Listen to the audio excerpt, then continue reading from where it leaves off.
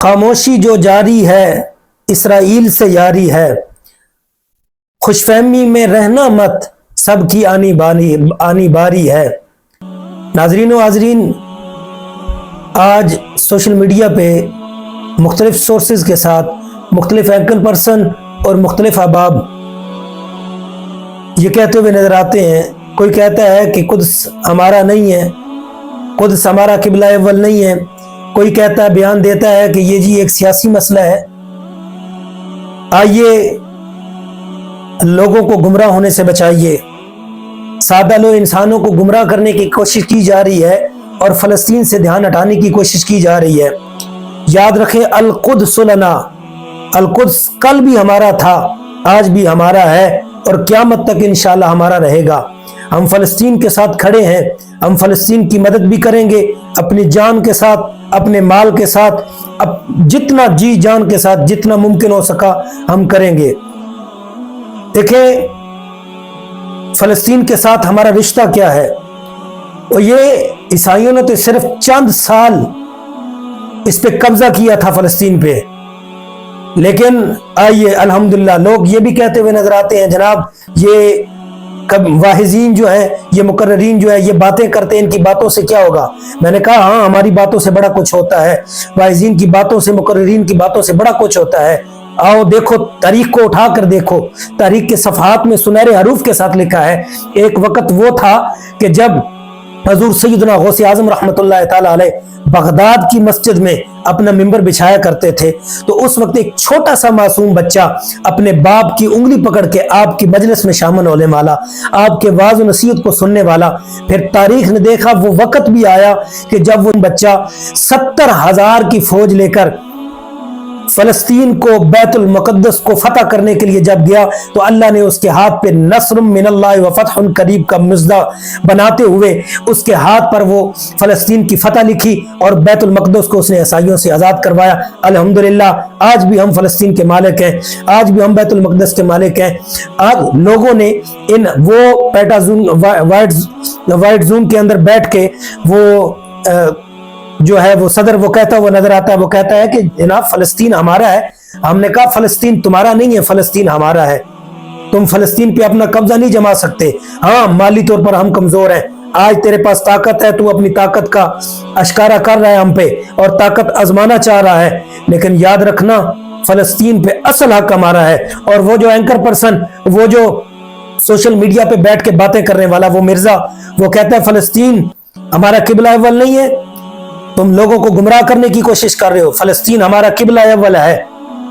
آؤ ذرا تاریخ کو اٹھا کر تو دیکھو۔ ہاں مانتے ہیں جناب آدم علیہ السلام سے لے کے جناب موسیٰ علیہ السلام تک کعبۃ اللہ ہی قبلہ رہا، لیکن جناب موسیٰ علیہ السلام سے لے کے محبوب کریم علیہ السلام کی دعوے نبوت تک، اور بعض مورخین نے لکھا ہے کہ محبوب کریم علیہ السلام نے جب دعوے نبوت کیا، اسلام کا پرچار کیا، تو 17 ماہ تقریباً محبوب کریم علیہ السلام اور آپ کے رفقا، کلمہ پڑھنے والے، کعبہ بیت المقدس کی طرف منہ کر کے ہی نماز پڑھتے رہے۔ پھر جب تعویل قبلہ کا معاملہ آیا تو وہ تو میرے محبوب کریم علیہ السلام کی شان محبوبیت کا دکھلایا جانا تھا۔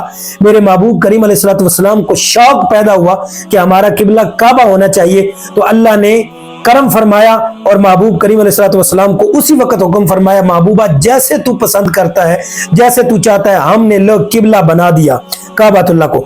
آج بھی اللہ تعالیٰ آپ کو مدینہ المنورہ لے جائے، مسجد قبلتین موجود ہے اور وہ دونوں نشانیاں موجود ہیں، آج جو قبلہ ہے وہ بھی، اور کل کے قبلہ کی جو نشانی تھی بیت المقدس۔